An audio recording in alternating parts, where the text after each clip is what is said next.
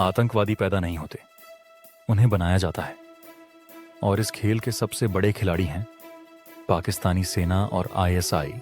सब कुछ शुरू होता है उन इलाकों से जहां भूख, बेरोजगारी और अशिक्षा सबसे सबसे ज्यादा है।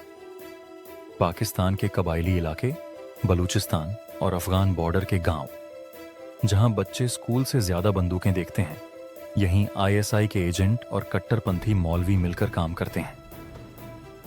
पहला स्टेज, अलगाव। उन्हें उनके परिवारों और समाज से धीरे धीरे अलग किया जाता है। उन्हें बताया जाता है कि दुनिया उनके खिलाफ है और सिर्फ जिहाद ही उनका असली धर्म है। दूसरा स्टेज, नफरत भरना। खास तौर पर भारत के खिलाफ जहर भरा जाता है। याद कीजिए, अजमल कसाब, मुंबई 26/11 हमले का एकमात्र जिंदा पकड़ा गया आतंकवादी। उसे बचपन से यही सिखाया गया कि भारत को खत्म करना उसका पवित्र कर्तव्य है। तीसरा स्टेज, वादा और इनाम। उन्हें बताया जाता है अगर वे शहीद हुए तो जन्नत मिलेगी, परिवार को पैसे और इज्जत मिलेगी। पेशावर स्कूल हमले 2014 के मासूम हत्यारे भी ऐसे ही ब्रेन वॉश किए गए थे। बच्चों को मारना तक पुण्य बताया गया था। चौथा स्टेज, डर और धमकी। अगर कोई पीछे हटे तो उसे टॉर्चर किया जाता है या उसके परिवार को धमकाया जाता है। आतंकवादियों के मन में डर पैदा करके उनकी वफादारी पक्की की जाती है। पांचवां स्टेज, प्रशिक्षण, ट्रेनिंग।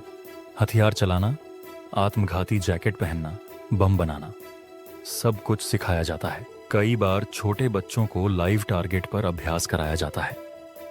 अंतिम स्टेज, मिशन असाइनमेंट। जब दिमाग और शरीर दोनों काबू में आ जाते हैं, उन्हें भारत में घुसपैठ कराई जाती है या अपने ही मुल्क में निर्दोषों को मारने भेजा जाता है। और जब मिशन पूरा होता है, आईएसआई और पाक सेना अपना पल्ला झाड़ लेती है, जैसे कि उन्होंने कुछ किया ही नहीं। याद रखिए, आतंकवाद कोई प्राकृतिक घटना नहीं है। उसे बड़ी चालाकी से, सुनियोजित तरीके से गढ़ा जाता है। और इस साजिश का असली मास्टरमाइंड है पाकिस्तानी सेना और उसकी काली छाया, आईएसआई। हर बार जब आतंक का कोई चेहरा दिखे, याद कीजिए उस मासूम लड़के के पीछे किसने उसकी मासूमियत छीन ली थी। सबसे बड़ा हथियार बंदूक नहीं होता।